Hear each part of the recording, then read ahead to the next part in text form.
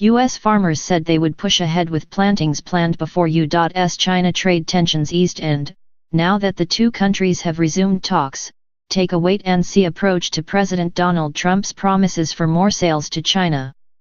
Over the weekend, the world's two largest economies pledged to keep talking about how China could import more energy and agricultural commodities from the United States to narrow a $335 billion annual U.S. goods and services trade deficit with Beijing.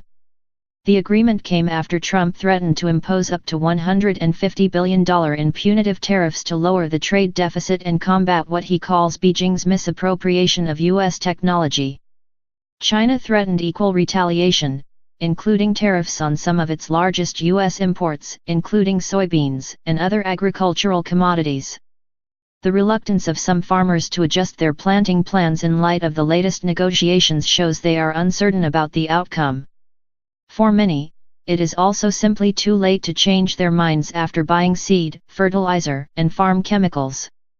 "We're so far along in our planting season that we can't change anything," said John Brink, who grows corn, soy, and wheat in Richview, Illinois.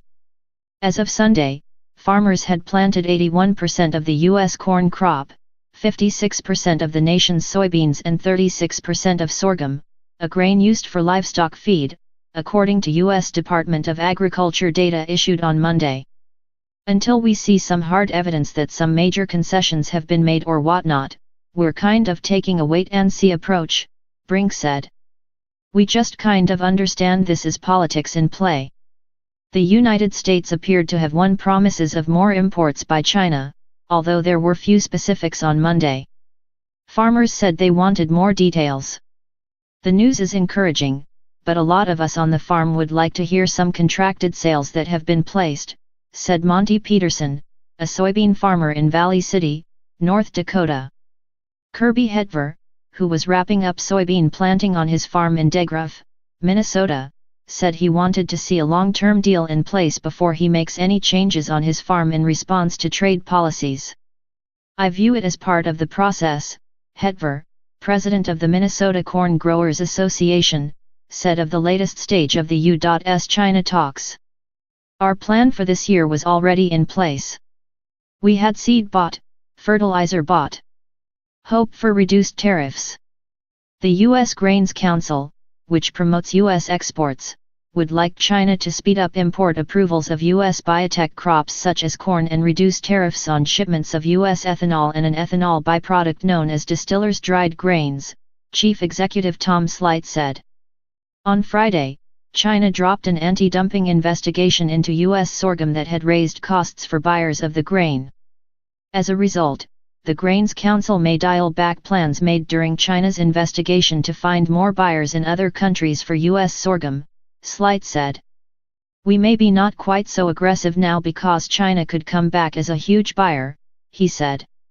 "You don't want to build a big market and then not have something to deliver."